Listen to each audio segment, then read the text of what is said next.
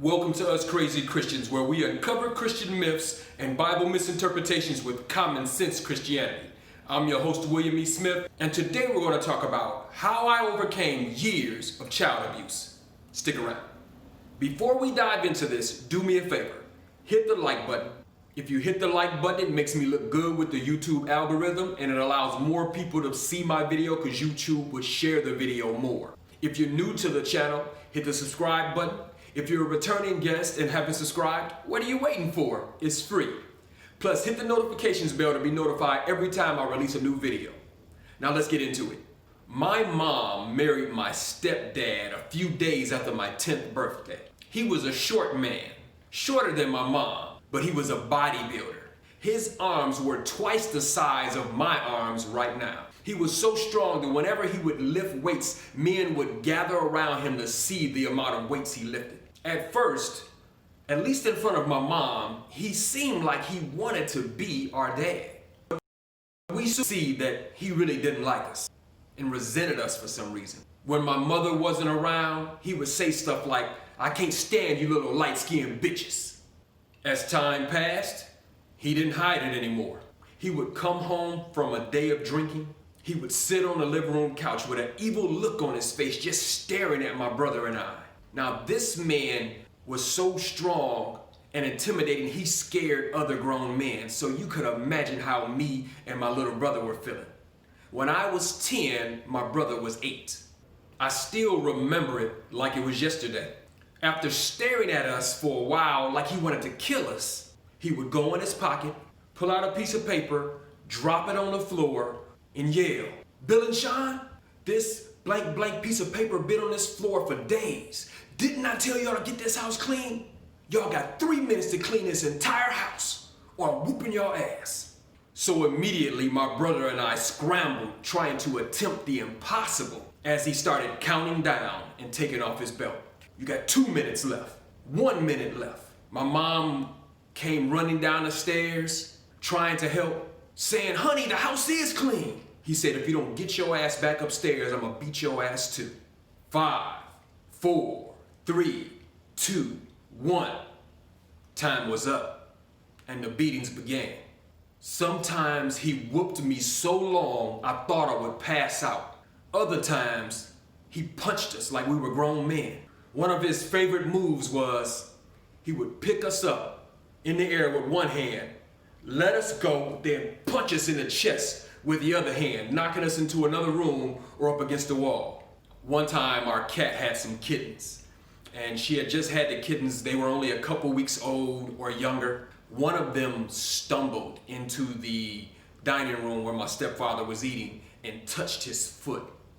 So he reached down and grabbed the kitten and slung the kitten into the living room up against the window in the front of the house. The cat smacked up against the window and slowly slid down. Died right there. Then he told me to go in there and clean that shit up. And he said if any other cats come out that room and touch him, he gonna kill them too. I have years of abuse and horrible things I could talk about. I just want to kind of give you some context of where I was at. So I'm just going to give one last example of this period of my life. One day while my stepdad was beating the hell out of my brother and I, my mom came down to intervene. So my mom got in between my stepfather and us. Now she had done this before and had taken beatings for it. No doubt my mom probably took more beatings than my brother and I combined. But this time, when she came to save us, was because he was threatening to kill us. He said, "We could call the cops. He'll just kill them too."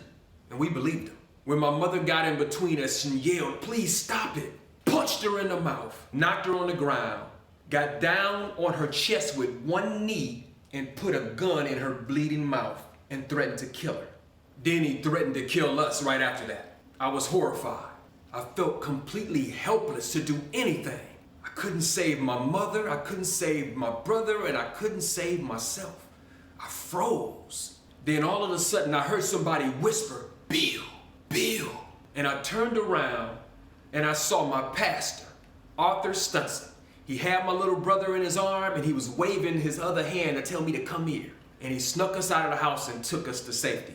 and he made us feel secure and gave us some food and stuff, but I couldn't rest because I had no idea if my mom was dead or not. And I wondered if he was going to come and find us and kill us and Pastor Stunts and also. Later that night, Pastor came into the room and he said that he had talked to our mom and she was okay. But I still was nervous because I hadn't talked to Mom and I didn't know how bad or what shape she was in, how bad she had been beat up. I asked the pastor if we could live with him, and he said yes. My mom called so we could speak to her later that night, and I was glad to hear from her. She sounded completely normal. But my joy quickly turned to sadness when she said, "We coming to get y'all." I said, "Mom, he just tried to kill us and you. Come over here with Pastor. He said we can stay here. You'll be safe." She giggled and said, "It's okay, baby. He apologized." At this point, I was almost in tears over the phone talking to my mom. I said, "Mom, he always says that, and then he does it again." But she tried to reassure me that it would never happen again, that he promised. And she was absolutely wrong. He kept beating her and us. My little brother, fed up with the abuse, he left home before I did. I, on the other hand, just kept myself busy. I stayed in church. Every time the doors was open, I was there. I was in choir rehearsal, Bible study, youth choir, youth Bible study, rap, and I was doing gospel rap. I was in different plays, just keeping myself busy. Trying to be away from home as much as I could. Till one day when I was 16, my stepfather was outside working on his car. And he asked me to come out and do something for him. And I can't remember exactly what it was, but whatever it was, I did it wrong. So he cussed me out and reached in his pocket to grab his knife. I started to run, and he threw the knife at me. And it went right past me and stuck in the ground, in the grass. And I just kept running. He picked up a hammer and started chasing me down the street, saying he was going to kill me. He was going to find me and kill me. I immediately went up to my job. I was working at Burger King on Grand River near Greenfield. I went up to Burger King, told my boss I had to quit. I said, "My father tried to kill me. I don't want him to catch me up here in Burger King." And so I got my last pay and I left the job. And I began to question my mother's love for us. And although my mother never did abuse us, she did allow it. The odd thing is, in my struggle to forgive, I found it much harder to forgive my mom than it was to forgive my stepdad. And although, like I said, my mom never physically abused us or abused us, period, my stepfather did. I knew to my stepfather I was nothing more than a little light-skinned bitch. But I believed my mom loved me. So how could she allow us to go through that over and over again for so many years? I couldn't see past the wound they had caused.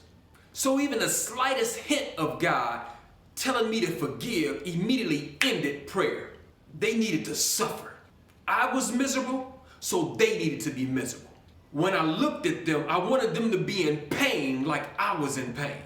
But they seemed to just continue going on with life without a care in the world, which pissed me off even more. It felt like I heard God say to me, "William, you say you love me and obey me, but what about people who wound you? William, you have chosen an idol that causes you pain. You follow that idol's leading. You worship at the altar of an idol that harms you. They are your God, William." I believe God told me that I made those people my God. And proof of that was because they could get a response out of me that God couldn't. They could get me to do things that God couldn't. If it was ever a showdown or a battle against what those idols that I put up wanted, as opposed to what God wanted, the idols always won. And those idols were people who hurt or wounded me.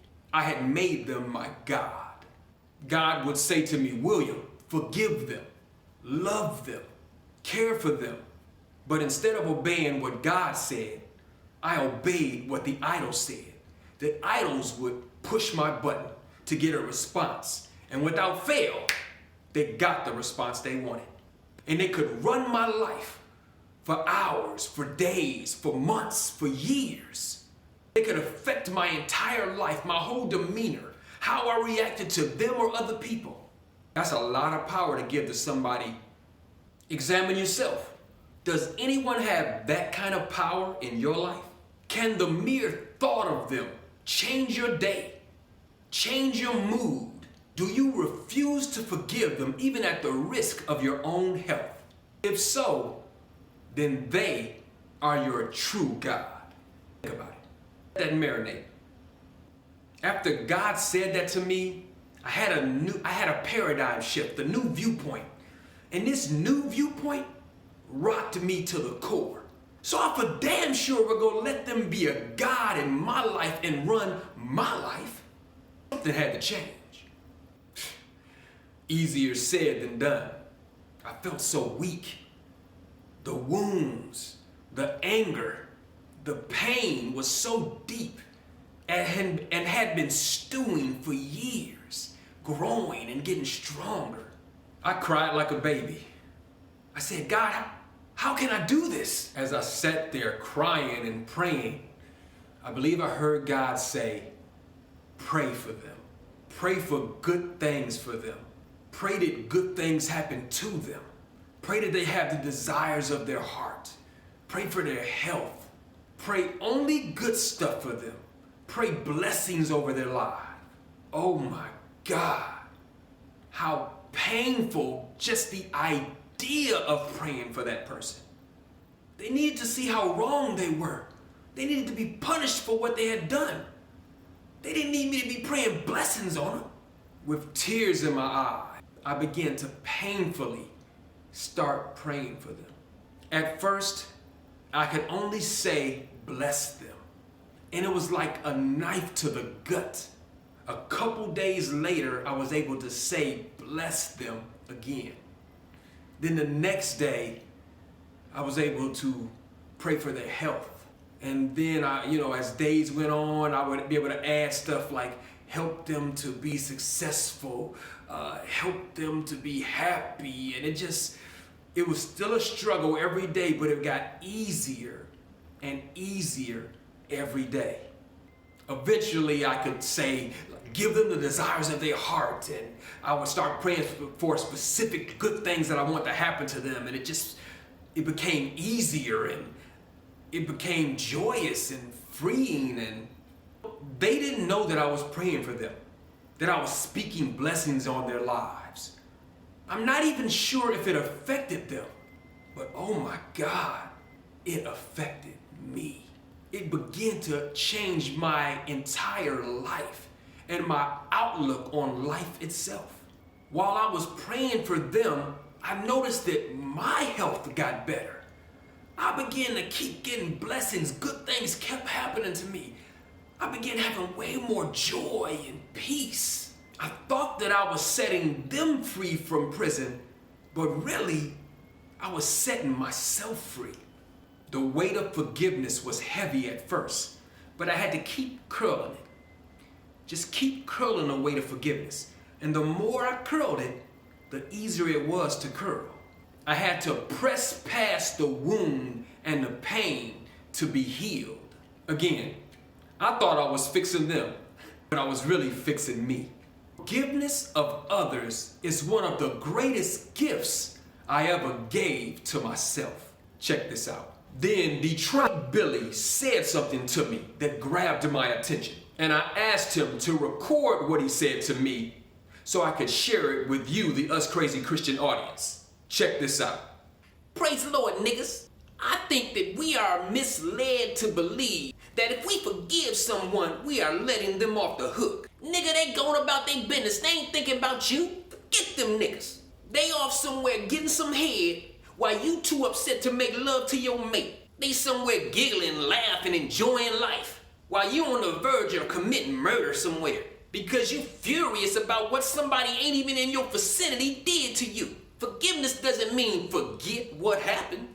You may need to remember some things so you don't put yourself or your loved ones in harm's way, depending on the person or the wrong done to you. It is sometimes good to forgive and forget. Memories of the wrong won't help you, and they sure as hell won't hurt the other person that did you wrong. We need to stop seeing forgiveness like it does something for the guilty person. It don't punish them, but unforgiveness sure does punish you. Just like your emotions and thoughts only affect you, they never affect anyone else. You holding on to unforgiveness only affects you. By you letting them dusty fools go free, you in essence letting yourself go free. Peace, nigga. Not forgiving is like you drinking rat poison, then waiting for the rat to die. Think about it. Let that marinate. Maybe me talking about what I went through, how I overcame it, can help you overcome it as well. That's exciting. Those experiences no longer torment me, and I'm free. Free to help you be free from torment and unforgiveness as well. Some years later, after my stepfather passed, my mom and I got into a conversation about that period of time in our lives. And I was able to see the situation from her viewpoint. And from her viewpoint, my stepfather was the lesser of two evils. There were a lot of issues and serious problems that her marrying my stepfather ended or solved for her and us. And for the record, he wasn't always abusive.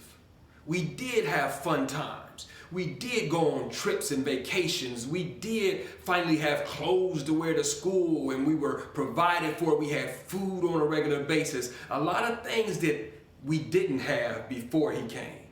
He protected us from predators outside the home. And there were a lot of those before he came. A lot of things were going on in our lives, but I was too young to really see them at the time until I had this conversation with my mom, and then I could reflect back and remember some things, and I can see how she and from my opinion, I do understand why mom was a little more acceptable of the abuse we took from stepdad. Doesn't make it okay, it doesn't make it acceptable, it still was wrong. I just understand it more. When I'm able to put myself in her shoes and see everything from her viewpoint, it is a little more understanding. And this is coming from the kid who was abused. If you want to see more from us crazy Christians, hit the like button. If you're new to the channel, please hit the subscribe button. If you're a returning guest and haven't subscribed, what are you waiting for? It's free. Plus, hit the notifications bell to be notified every time we post a new video. Share this video with somebody it may bless. Leave a comment. Is it possible that God is more loving and kind than we previously imagined? Thanks for watching. Until next time, be blessed.